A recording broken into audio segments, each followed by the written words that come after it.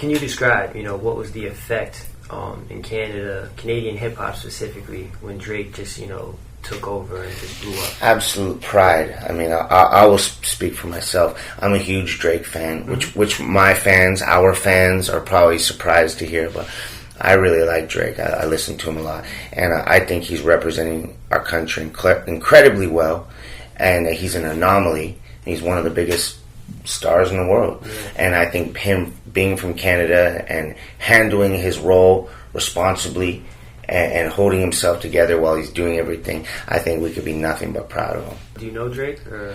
I don't. I just actually, it's funny, I just met one of his good friends. I was at a studio with Jay Diarra, that's Raekwon's artist, he's Canadian as well. And I was just saying, I was just bigging up Drake, just saying I think he's dope. And I didn't know that was like one of Drake's good homies.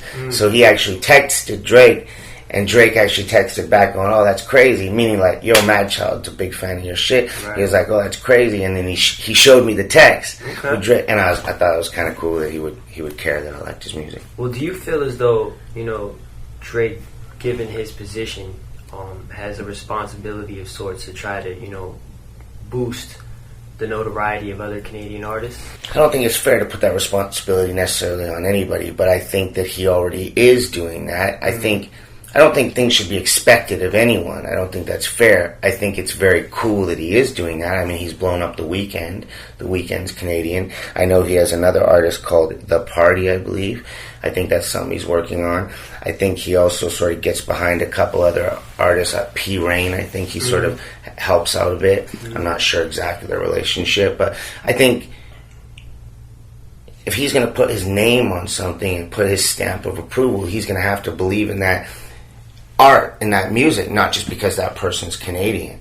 I think we have a huge pool of resources of incredibly talented artists, and I'm sure that he will probably break more people besides The Weeknd. How do you feel about mainstream American hip-hop in terms of, just lyricism based compared to other people who put a little more time into their pen game? I think there's a lane for both. I think there's room for both, and I think both serve certain purposes. For example, people sometimes want to forget about their troubles in life, and they just want to enjoy life, and there's nothing wrong with that. We're here to celebrate life. We're here to enjoy life. So that's why you have songs that, make sense in the club with simple choruses, things that are easy to remember, talking about bitches, talking about girls, talking about girlfriends, talking about relationships, talking about love, talking about getting the car of your dreams or having money. People like to fantasize. People, there's a small percentage of people that actually live the lifestyle of what some of these songs are talking about, but there's nothing wrong with having hopes and dreams.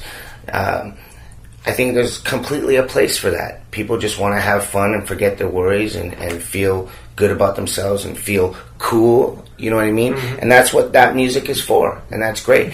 As far as the type of music we do, generally speaking, or other lyricists, I'll throw a couple names like Ill Bill or Vinnie Paz or Slain, these types of guys that are just really, really fierce rappers.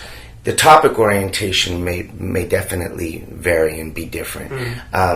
They're focusing more on beasting out and showing, improving their skills. And if you can turn that into fucking dope music to listen to me, that's a home run. And I think there's a place for both. To be completely honest, I listen to a lot of different kinds of music.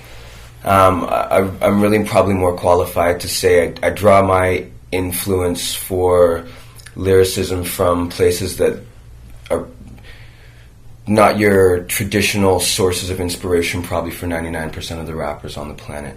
But I think it's awesome that hip-hop is still being, and rap music is still being celebrated, that to the point where people are doing what it's always been based on, which is talking about their individual stories.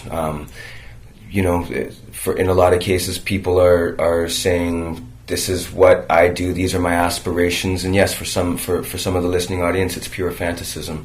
To be able to attain those things aren't maybe necessarily realistic to a lot of people. But that doesn't mean that you can't strive for goals, and if those are things that make you happy, yes, it's awesome that there's music out there that is written in that vein of following and striving for what is important to you, whether that is monetary or whether it's a spiritual, family-oriented place for you to try to get to. I think it's dope about rap music and the culture of hip-hop that it spans all of those different demographics and ideologies.